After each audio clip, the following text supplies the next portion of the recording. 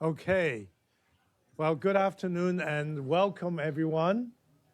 I have to do this again. Good afternoon. I usually do that just to get enough energy in the room, but it really is a very exciting day. And welcome to, I guess we can call this, Adam, where are you, right? The first ever Climate Health Day in the U.S. Climate Action Summit. Yes, we can. There you go. And of course, you know this is Week of the Earth Day. I mean, how proper is it to, in fact, celebrate this? And I do want to begin by thanking Adam and the Climate Group to really work with us to deliver this day. And then, of course, Bechara Choucair from Kaiser Permanente to co-host this event with us.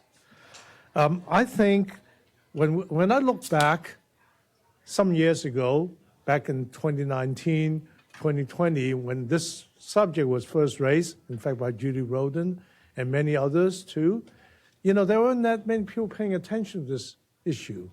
So it's really great to see so much interest, so much energy, and so much momentum, and now in the area of climate and health. Yesterday, I was over at the Action Summit, and we heard from Molly. How do you pronounce Molly's last name?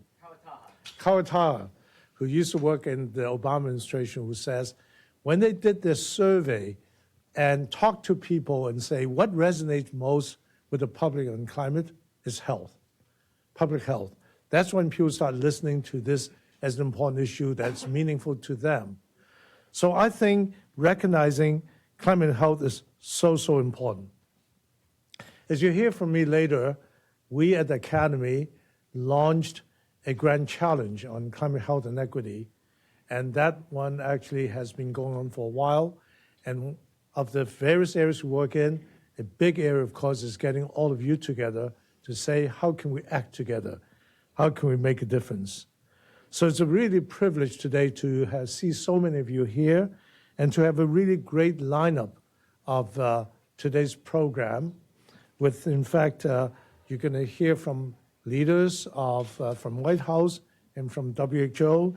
You're going to hear a great panel discussion, a leading international panel on this issue. You're going to hear from people more specific about the diseases related to climate, the actions which are taken together as a collaboration, and importantly, what do we do about community and equity?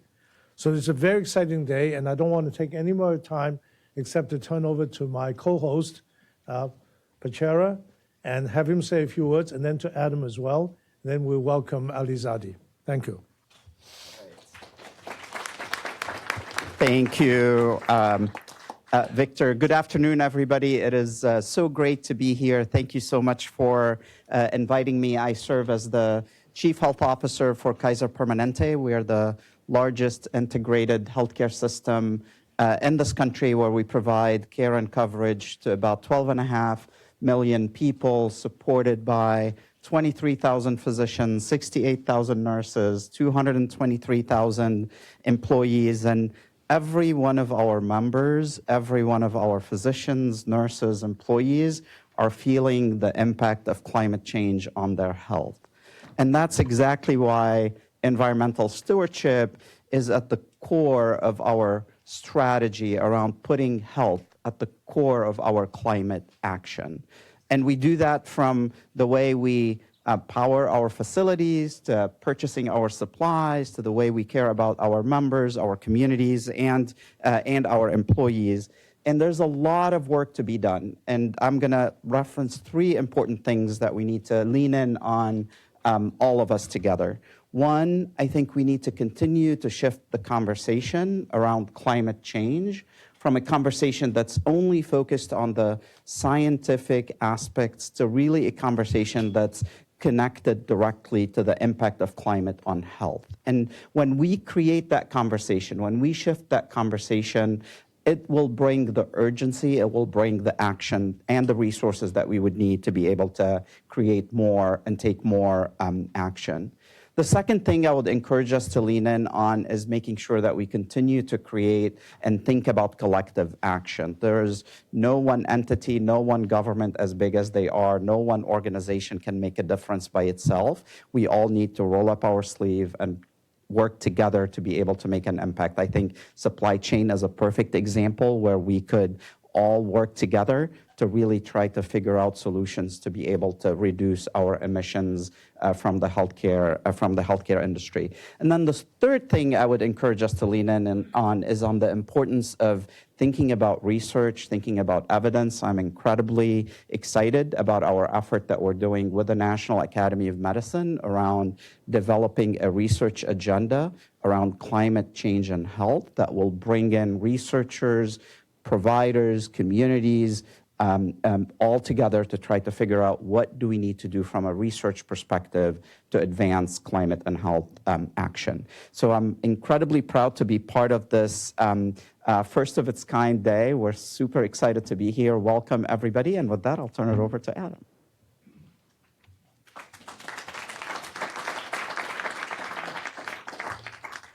Thank you. First thing I should say is that it should actually be Angela Barranco, our executive director, who's given these introductions, but she's called up at the White House talking about some of the things we'll be talking about today, so she is going to be joining us. But I'm happy to step in her place. My name's Adam Lake. I joined Climate Group in 2018 as the head of Climate Week NYC, which many of you may have heard of.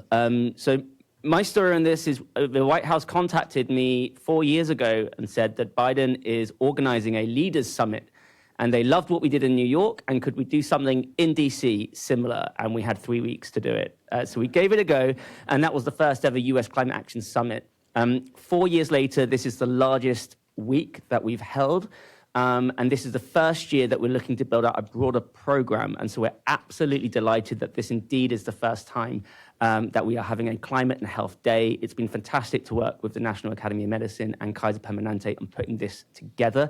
Fantastic to have you all here. So just want to say a huge thank you for that, and we're really excited to be getting into those conversations. I also want to mention another thing, going to commit a bit of news here. USCAS finishes this week, but we are starting to look at Climate Week NYC straight away. We will actually be launching on Monday next week. So the website will be refreshed. You can submit events, and you can find out lots more information there. For the first time ever, we are creating a new theme. So Climate Week NYC brings together over 600 different events around the 5 bars of New York City. It's why it's the biggest climate event of its kind in the world. And we have made the decision, which we're happy to announce today, that we are creating a new health vertical as part of that. So what this means is when we have conversations, and a lot of the team are here right now, when we have conversations with people who are looking to host events, and these could be large organizations bringing together hundreds or thousands of people, or it could be student groups, it could be community organizations. When they're looking to create content and be part of Climate Week NYC, we are making sure that health is something that they consider, because some of you will know that you work in health, but a lot of people will be doing content where people don't realize that health is an integral part of it. So we're really hoping that makes a big impact. With that, those are my comments done. So I would love to introduce our first speaker, Ali Zaidi. Ali serves as assistant to the president and National Climate Advisor. In this role, he leads the White House Climate Policy Office, which coordinates policy development and President Biden's all-of-government approach to tackle the climate crisis, create good-paying union jobs, and advance environmental justice. Also a great supporter of US Climate Action Summit. Please take the stage.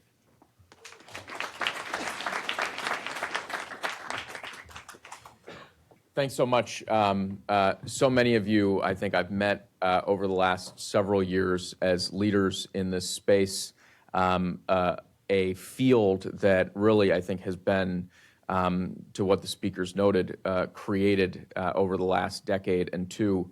And, you know, for President Biden, and I think from the domestic perspective, this is very much part of the political economy behind the massive scale of action we've been able to take.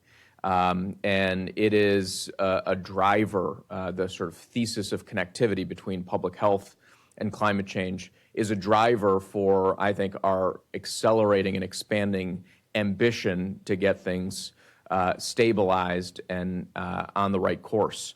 Really grateful to be here with Judith Rodin. When we were driving over here, I was thinking, my brother is a cardiologist at Penn, and what a great opportunity to be at the National Academies of Medicine as a lawyer and be in cahoots with all of you to try to put him out of business. This morning, we announced new standards for our power plants, existing coal fleet as well as new gas plants. And just to give you a sense of the massive scale of opportunity here, in 2 decades, those standards will deliver $370 billion of health savings. That's just a massive, massive deal. And for a really long time, I think we were sort of twiddling between bad and worse alternatives in our energy sector. And then we sort of stumbled into, I think, really profound progress over the last 2 decades. We now have all of these technologies that are on the scale of 80 to 90% cheaper than they were 2 decades ago. And all now competing on cost with setting things on fire and turning a turbine using that, which is how we generate most of our power over the last several decades. When we talk about clean energy, though, I think that we still talk about it as if it is a future endeavor, whether it's here or in the development context, that we're sort of trading against some present that would be in good economic reasoning built with dirtier power, and that we're trading against that. Just to, I think, put that in stark contrast with the actual reality we live in. In 2024, this year in the United States, we will add more new electric capacity to the grid than we have in 2 decades. So it's not a time of scarcity, it's not a time of pullback. This is a time of massive expansion. 96% of that capacity that will be added in the United States is going to be clean power. So not a future consideration, a thing that's happening right now. And so I think for all of those reasons, we feel really optimistic that there is a massive amount of public health opportunity to be gained. At the same time, I think we're very clear-eyed about the disproportionate impacts that are being felt. Victor talked about some of the gaps that we have in our understanding. I think we're still catching up to understanding all of how what's happening in nature cascades through the biology, the physiology, and the psychology of human health and well-being. We've got today at the White House, Bring Your Kids to Work Day. And it's striking because you've got a bunch of young people who probably would do a better job than some of their parents running around. What's devastating is to think that for all of them, it is fully normal that the sky turns orange.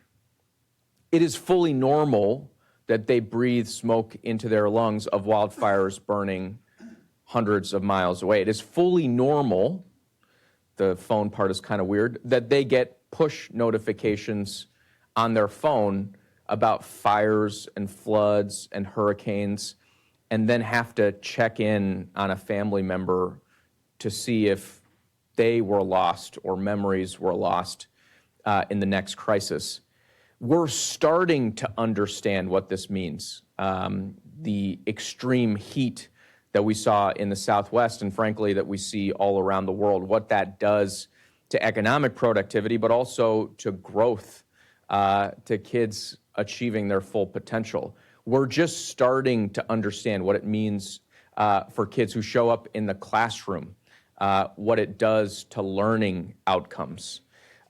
We're just starting to understand what this does to your sense of purpose and dignity and hopefulness here on planet Earth.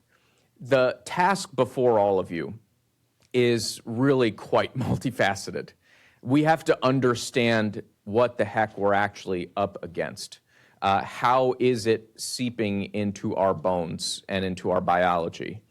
We have to figure out how we adapt the literal capabilities at our health systems to meet our clients where they are and help them with what they're facing. We have to re-equip our workforce to be able to manage to these outcomes. We've launched an American Climate Corps to recruit the next generation of workers into this space. You all have that task in front of you as well. We've got to clean up the facilities themselves. This is no longer a moment where it makes sense for you to be buying more diesel generators. We can hook you up with solar and storage that works much better, performs better, and probably will save you money because leading by example is critical.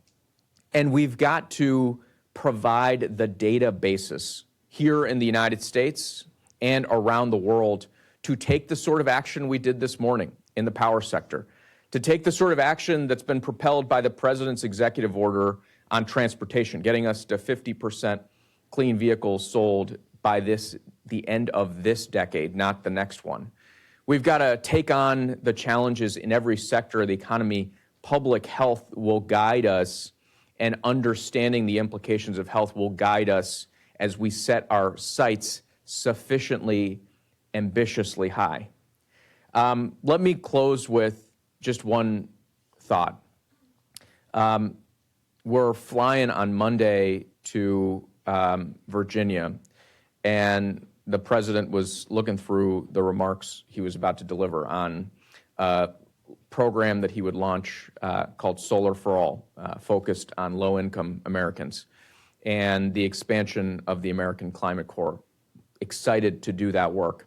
He was going to do that against the backdrop of a site that was built by young people who came together against the backdrop of the Great Depression, and was looking at words that FDR said when he launched the Civilian Conservation Corps almost 100 years ago. And he scanned through it, and FDR, of course, talked about the skills that would be gained, the wages that would be made, the steel in the ground, the walls that would be raised, the facilities built. And he closed with this thought that perhaps more important than all of those things was the moral achievement of what that Corps would do. And the president said this to me, and it's just stuck with me this entire week as we've worked to push out new advancements on water and on transportation and in buildings and in the power sector. He said, we've got to talk more about the moral achievement that we can unlock if we bring the American people, every sector of the economy together to face down this crisis. You'll talk undoubtedly, John Balbus, our lead at HHS, about how you do this work in your footprints, how you do the science, how you detail our understanding, how we take bold and decisive action, the technocratic part of all of this. But know that history's eyes, 80 years from now, will be on us to see if we achieve not incremental to the baseline, but in a stepwise fashion, reached for something that actually allowed us to meet the moral imperative of this moment. I'm so grateful that this is a conversation that's just starting here today, that's going to continue, and it's going to continue to translate into action that's so urgently needed in this decisive decade for climate action. Thanks so much.